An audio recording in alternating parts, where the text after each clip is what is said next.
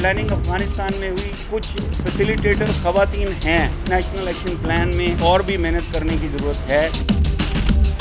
Core headquarter Peshawar में general राहील शरीफ की जेर सदारत सिक्योरिटी और ऑपरेशन की सूरत हाल पर आला सतह का इजलास हुआ।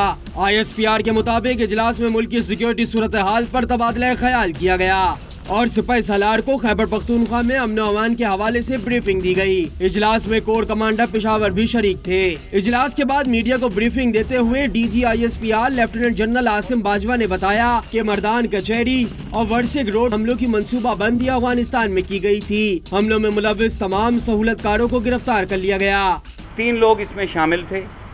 एक वो बंदा था जो अगेन चूँकि प्लानिंग अफगानिस्तान में हुई, जिसने तोरखम तक उनको पहुँचाया।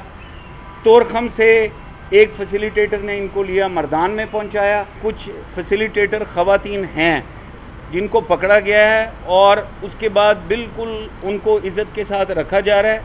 DG ISPR के मुताबिक ऑपरेशन ज़र्ब-ए-हस्ब के तहत तमाम बड़े ऑपरेशंस को मुकम्मल कर लिया गया, जबकि अफगानिस्तान के साथ बॉर्डर पर राजगाल की पहाड़ी पर भी पाक फौज ने कंट्रोल हासिल कर लिया।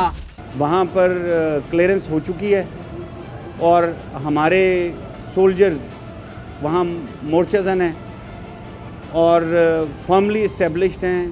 तर्जुमान पाक फौज ने बताया कि दहशतगर्दों के 14 हमलों को नाकाम बनाया गया। खैबर पख्तूनख्वा और फाटा में 1500 कॉम्बिंग ऑपरेशन से अमन व अमान की सूरत हाल में बेहतरी आई।